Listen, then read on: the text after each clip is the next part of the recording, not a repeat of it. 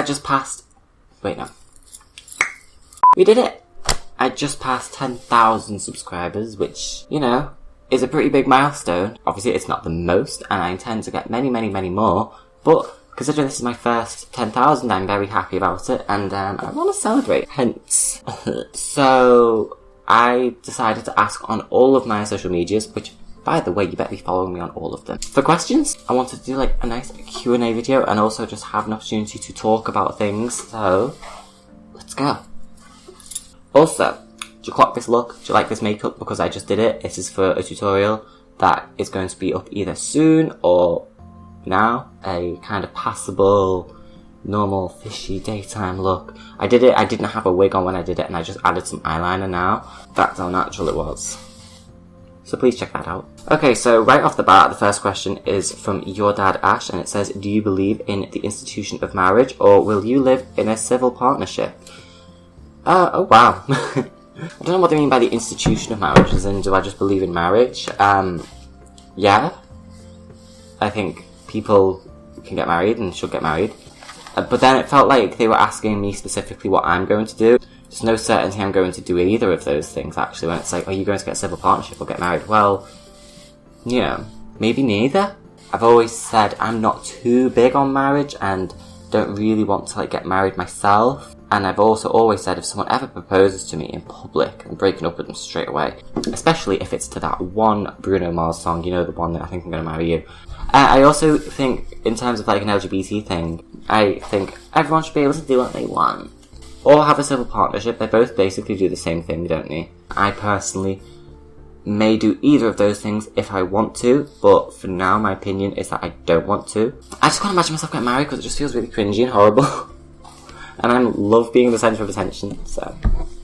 Okay, this question's from Travis. What is your most embarrassing drag story? LOL. I really can't think of that many. There's a few things that have happened while I've been in drag that have been kind of like embarrassing. As happens to everyone, like simple things like, oh, I was walking off the bus and I forgot I was in drag and I've hit my head off the top of the bus. Or having to get a taxi back and I'm in full drag, just sat next to two random couples and I'm just, you know, in drag. It's just embarrassing. I probably said the most embarrassing thing was one time I was working in Leeds, being like a host or whatever. It was like all the hosts come on stage and lesbians kept buying me Jaeger bombs, so I was quite drunk. I don't drink anymore, but I was drunk, and I was like doing my thing, feeling my oats on the stage, runway thing, and I did like the whole, like, you know when you like do a burlesque like high kick, you lie on your back and you like kick one leg in the air. I did that and my shoe flew off into like the DJ deck and I was just like a complete mess. I tried doing like a back bend and I just like fell over, and you know what, they never asked me back and I don't blame them. Hannah asks, caves or doggos? The translation of that is cats or dogs. I used to say cats because I identified with the mellowness of them, and I'm not anti-dog, but it's very easy to become cynical and be like, ugh, dogs. But I like them all, and I've never had a pet, but I can imagine I would quite like either of those, to be honest. I'd like a dog, I'd like the affection that you can get with a dog, and they're really cute. And the same with a cat. You can get different types of each animal. A dog feels like slightly more rewarding to have, but to be honest, I'd like to just have either. Rachel Starla, hey girl, she asks, what's the dumbest thing you've ever been asked as a queen? Like, proper balls to the wall. Oh my god, I cannot believe they just asked that. As a queen, to be honest, I feel like I live most of my life in some form of drag and known as a queen, so any kind of questions I'm asked are to do with being a queen anyway, if they're like really stupid. I can't really think of any other than I remember like my first or second time in drag and I went out to like some school thing and I looked awful, chunky eyebrows, bad makeup, horrible wig, not a lace one, anything like this. This was like 6 years ago, before baby queens looked as good as they do now. The girls would like ask me like, wow, is that your real hair? Well, they fully knew me not even a year ago with like shorter blonde hair, and then I've got this like long red hair and I'm like, is that your real hair? Was it extensions or a wig? And I'm just like thinking, what? A what? Which is weird because now I feel like I could go out in a lace front and I'd still get clocked for it, but that I cannot believe back then people would ask that. Not so much questions, but I'm dumbfounded by the entitlement strangers have to me, mainly like online strangers. I remember there'd be one guy and they talk to me and say things like, oh, this is this, send me pictures, want me to do things to them or want to do things to me, and for some reason they'd think I was even interested in having that conversation. And I was just like, not to be big-headed, but I was like, do you realise how many people say these things to me? How many people try and talk to me? Why do you think I'm going to spend my time talking to you? Just generic tranny chaser 5003. Like, what makes them think they're special enough for someone like me? And I'm not trying to be any type of way, but, you know, these are just, like, boring, basic, lower than average, not just average, but just men who were just, ugh. I remember one was, like, come to my country, it was only, like, Ireland or something, and he was like, and I'll pay for all your surgeries. And I was like, considering it. Someone asks, why is Biohazard so cool? And unsurprisingly, the person who asks that is Biohazard herself. She's only cool because she knows who I am.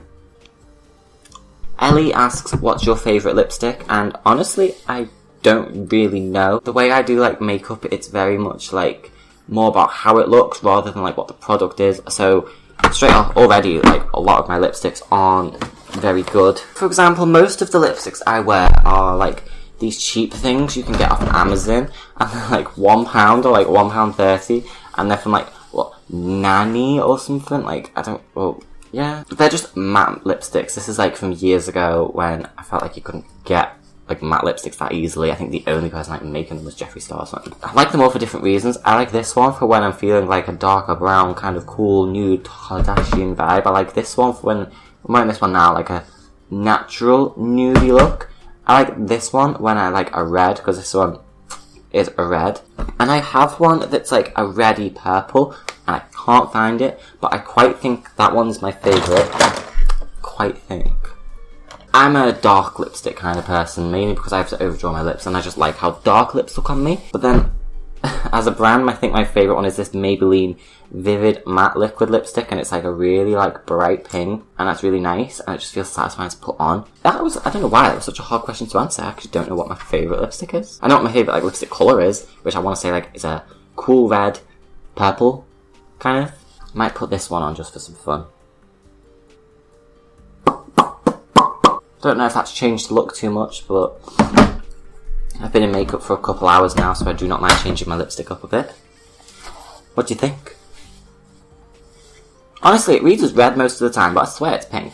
Okay, Erin asks, what's your most controversial drag opinion? There's controversial among, say, people I know, and then controversial among, like, other drag queens. So, say, controversial drag opinions are that, like, drag queens should be nice. My most controversial drag opinion is that you can be a good drag queen without having to perform. Now, I hate, like, the young baby queens who say, I don't need to perform, you know, because they're, like, not old enough to. And they're like, I'll just be a model or, like, Miss Fame or something like that. And it's like, ugh. But I, as a drag queen who works in ways other than performing, I mean any kind of, like, stage performance, like, lip syncing, singing, comedy, cabaret. I do looks, I have a character, I have a personality, I have a drag style. You can't tell me I'm not a drag queen because I just don't go on stage and lip sync to songs. I would if the opportunity was there, I'm sure, and I could probably do really well at it and do better than a lot of people who do it. I've worked, I've done things on stage, and I model, and I do, like, I've done a runway, and I'm just, like, a personality. I'm just, like, a person who is doing drag, therefore I am a drag queen. It depends on your definition of performance, because I personally think drag is in and of itself performative. Like, we are performing. Someone asks you, what's your talent? And I'll be like, my talent is drag.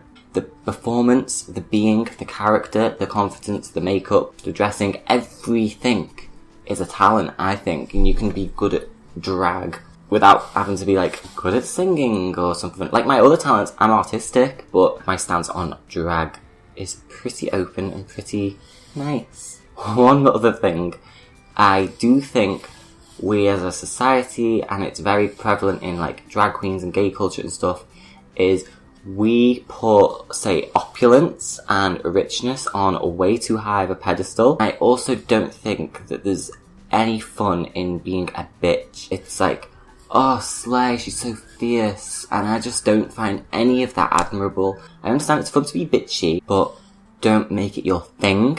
Like, the amount of drag queens I know whose, like, Instagram bio is, like, stone cold bitch, hooker, you know, and it's just like, oh, great. That's a desirable personality trait to have, isn't it?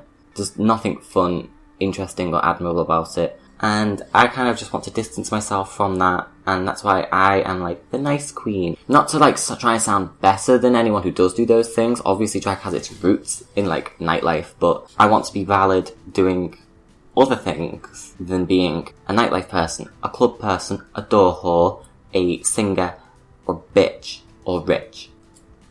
I don't know if any of those opinions are entirely controversial, but... Okay, Jess asks, how do you think drag has evolved since you started a few years ago? It is easier to get into, it's way more accessible. For younger people and baby queens to get started now, it's so much easier to do it right, find the right product and look pretty. I'm mad as hell about, because when I started 6 years ago, which isn't even that long ago, simple things like highlight and contour were like harder to get hold of. There weren't as many tutorials out there. And also, Instagram makeup wasn't what it is now. Instagram makeup and drag makeup have kind of blended into the same thing. People don't even know what they're doing when they do that makeup, but it translates as a good drag face. They don't know what they're doing with proportions. They don't know why they do this or why this goes there or whatever. They just see other people do it and they think, oh, okay, I'll do that. Oh, and it worked. Whereas I feel like I had to figure all these things out myself. But also, it's more popular and more people are doing it. It's very about popularity and online popularity as well. And it's very easy to be conventionally attractive out of drag and be successful in drag, therefore. Wait asks, who are your biggest drag inspirations? And I've been thinking about this question for quite a while and I honestly do not know. I don't know if I have drag inspirations. I have like friends who are drag queens who I like. I know of other drag queens who I look up to. There's also like, say, queens on Drag Race who I'm like a fan of. But no one queen like inspires me. I just feel like the direction I want to take my drag in and the things I want to do are very my own. A lot of like what inspires and influences my drag is almost not drag related. Oh, I like these certain characters from this and these type of women from this and this model and this game character, and they all just kind of informs the character I want to be. And then it just so happens that that makes me a drag queen. There's other drag queens, and then I get asked and compared to those, and I'm like, well, I'm not really like from that school of like thought. Like, I'm onto drag and everything, but like they all inspire me in different ways, I'm sure. But no one person like inspires me in a way that I can name. Dale asks, what is the meaning of life? And I believe the meaning of life is to live, to enjoy, make yourself happy and be content, rather than feel like you're living a life. I think it's important to realise that you are life, and we all collectively are life. It's kind of like when people worry about like dying and stuff, and it's like, well, that's life. If there was no death, there would be like no life. Because that's another thing. I think I saw a really interesting quote once, and it was death is not the opposite of life. Death is the opposite of birth. Life does not cease to exist when someone dies. Life still goes on, still happens, and the influence people have is infinite on the lives of others. And then maybe down the line, a few generations or so, the influence is gone. You know, you ride the wave and you just kind of go along with the flow. You know, you do your thing, see what happens, realise the kind of person you are, and just be happy. As long as you don't harm others, obviously. That is at least what I try to do with my life, is I try to just be content, be happy, and improve in any way I can. Amelia asks, is it true you have a beautiful twin sister? Nope. Naima Alice asks, how long does it take you to get into drag? And I will say 2 to 3 hours. In a rush, 1.5 to 2 hours, but 2 to 3 hours I like to say. Definitely around 2 hours just to do makeup. And that's if I'm on my own. If I'm with someone, forget about it. It takes 5 hours. Okay, Wait asks, have you ever eaten a raw coffee bean? And I don't know if that's a genuine question, because it sounds like a reference to something. But no. Never had coffee. Well, I had it once when I was a kid and it was gross. I love the smell of it though, but I don't want to drink it, and I also don't want to go down that path of, you know, coffee. MJ Baxt asks, what size clothes and shoe are you? Well, I'm 6 foot, but I'm really skinny. I'm skinny enough to fit in a size 8, maybe a 6 when it comes down to like my waist and stuff. I have like the broad-ish shoulders and stuff, so size 8 may not always fit. And also I'm tall, so I tend to always wear a size 10, especially if we're considering things like my padding and all that other stuff that I wear. Again, I don't have like hips or an ass, so I go back to an 8, but with padding and stuff, I'm a 10. So I always just say I'm an 8 to 10. Size shoe, I'm a UK 11. In heels, I wear a 12. Horrible Sasquatch feet. But if you want to send me heels, please do. Okay, Yoka Mycelium asks, how can you be so pretty? More serious, how many tattoos do you have and what's their meanings? Well, I can be so pretty by the skills I have that I demonstrate in my makeup tutorials, and you too can learn by watching them. So go watch now. And as for how many tattoos I have, I think I have 10. So I'm going to count them. There's one on my neck, this one, this one, this one, my chest, this one, my ribs, and my thigh. So that's 8? 8 or 9, I lost count. But I have been tattooed a total of like 13 times or whatever. Let's talk through them. I'll try and do this very quickly because this isn't a tattoo diaries video. So my first one, this is question mark. I didn't know what I wanted. It was a stick and poke done when I was 17 by my mum, and it was really cool and I really like it. Next one was this one. This is a base clef because again I didn't know what I wanted. It kind of matches the question mark, and I was really into Len Kagamine at the time from Vocaloid, and I was just like, that's so cute. It's his icon, bit of a weeby kind of situation, but you know, I'm not a big fan of like, music or whatever, so there's that. Next one is my chest. That says the worst faux lies within the self. I got that when I was 18, as soon as I turned 18. That is from the PlayStation 1 game from the 90s, Parasite Eve. It is just the like slogan, it's the quote that comes in the opening scene. I really like Parasite Eve. I felt like it was a big influence growing up, and I wanted a chest tattoo. My least favourite tattoo now, I hate it, it looks chavvy, it ruins my neckline, disgusting, and I want it gone, and once I get some money, I'm going to get it lasered off. I want to have a clean chest again. Next one I got is this one. This is the Coup d'Etat album by GD, or G-Dragon. I honestly just wanted something cool on me, and I saw it was a cool album, and I was like, oh, it looks deep, because it's like peace but not, so I got that. Next is my neck one. I'll quickly show you it here. That's a Biohazard symbol because I'm a big fan of Resident Evil. That is called Biohazard in Japan, its original title, and I wanted something on my neck, and now everyone thinks it's a HIV tattoo. I don't have HIV. Next one is this one on my arm. This was on a hoodie that I got from ASOS, and I thought it looked cool. It was geometric, and I think everyone should have a skull tattoo somewhere, so I got this. Next is the one on my ribs, Ayabrea from Parasite Eve, and then on my thigh is Violet Chachki from RuPaul's Drag Race because I just think she looks cool and is kind of, I just wanted like a pin-up girl tattoo, so I thought, oh, might as well get her, and I liked her a lot at the time. Like, I'm a fan of her, but not a huge fan of her. I didn't get her tattooed on me because I love her so much. Now she's just a cool pin-up girl, and that is it for my tattoos. I want many more. Okay, Magra991 asks, what made you want to start doing drag, and what advice do you have for those just starting? I've always been androgynous all my life. I've always been like mistaken for a girl. I've always wanted to look and dress like a girl and stuff, and then it kind of just felt natural to kind of get into drag. I remember about 6-7 years ago, my best mate showed me RuPaul's Drag Race. It was season 4, and then it happened. That's what made me want to do it. I've always just kind of gravitated towards that kind of way of expressing myself.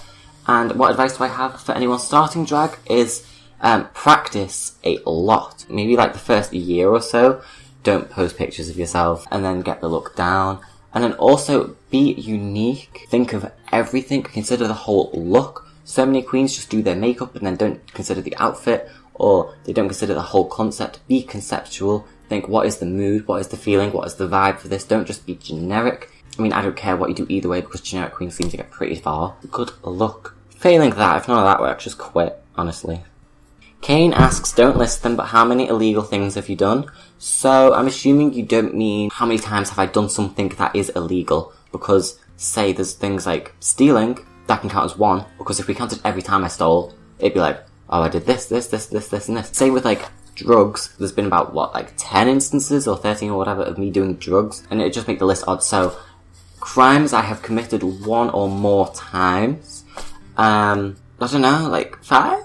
5 or more. We do so many things that are illegal though. Stealing, I've stole loads. Piracy, yes, unless that counts as stealing. I don't know. Cheating, I've cheated in like exams and stuff. Is that dishonest? Drugs, alcohol in public sexual things. All things that I'm sure if a policeman was there, I'd be in trouble for. Under 10, I think, but... Okay, Erin asks the best Facebook argument war story.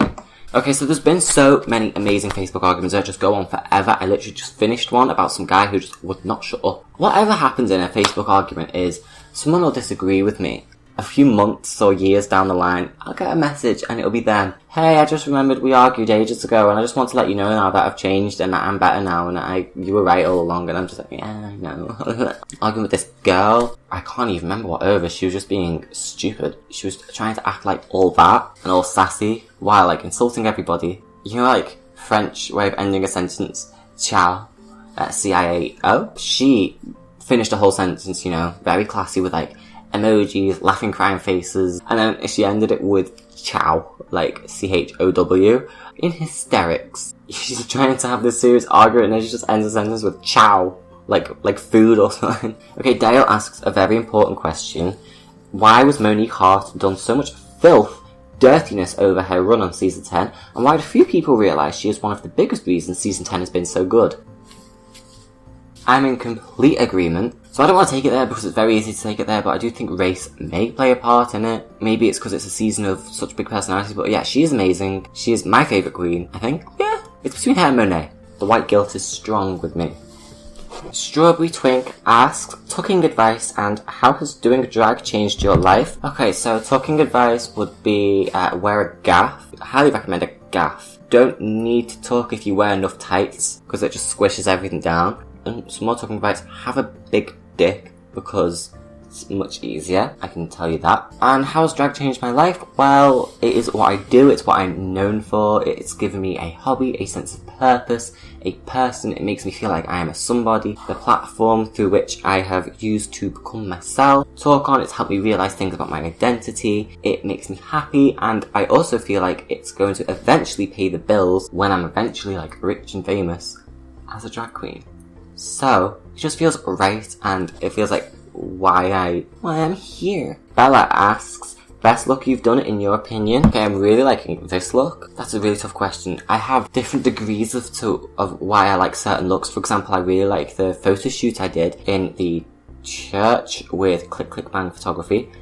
The whole look was amazing, but my actual makeup for it was just like, but it was because the whole look was amazing, the photography was amazing, the set was amazing, that it turned out great. I really like this one look I did that was like chic and glam or whatever I called it. I had like black hair and then like gold eyes and like gems, and I just looked very like good, like very like a drag queen. The black and white makeup I did was amazing and underrated and deserves many more views. I think I impress myself all the time with looks, and I'm kind of just upping my standard, liking each look I do more and more, which is a very nice thing. I don't feel like I've peaked. I don't feel like I've passed my best. I'm constantly improving, constantly looking good, and I'm very happy with how I look. Just a few more questions. So any horror story makeup fails? Not off the top of my head. I've done a lot with makeup. I've, got ready in public, in a train, in a bus, in a food court, outside, cramped in a corner, but no like horror stories other than I remember one time it was like one of my second shoots in drag and I was doing like a mermaid photo shoot. I just looked bad. Turns out the problem, which when you're not good at makeup you don't know what the problem is. I know now the problem was over contouring. Doesn't help as well, I was photographed ugly. The best brand of makeup you've discovered? Makeup Revolution. Amazing, affordable and incredibly high quality. I want more. I nearly worked with them. Tam Beauty got in touch with me and wanted me for something and then never did, and I'm sure there's some other bitch working for them now instead, but I really want in on that. I think I would be perfect to be like the face of a company like that. I am an affordable, I'm not affordable, but I'm like a cheap queen. I only get affordable makeup. This is a call for help. Buy me makeup. All of mine is like cheap Amazon stuff or hand-me-downs. I don't own any like brand stuff. Even the lipstick I talked about before, which is Maybelline, I stole this. I don't have like expensive things, so Revolution should help me out. And if you're watching this video, please tell them so. Okay, I don't know how long this has gone on for, but I actually think that is it for questions. So maybe I'll do a part 2. Maybe I'll do another one when I reach my next milestone. And I just hope I keep growing from here. I hope that I get bigger and bigger, and the rate at which I grow is a positive correlation. Would really appreciate it if you helped me in doing that by spreading the word, sharing my videos, and kind of helping put Ava in everyone's atmosphere, or whatever the phrase is. Okay, so I hope you liked this. I hope you like what I had to say. Let me know what you thought. Let me know what you think of this look, because I'm constantly staring at myself, and I love it. And please watch my other videos, including the tutorial on this look. I think that's all. Yeah. Okay, thanks. Bye.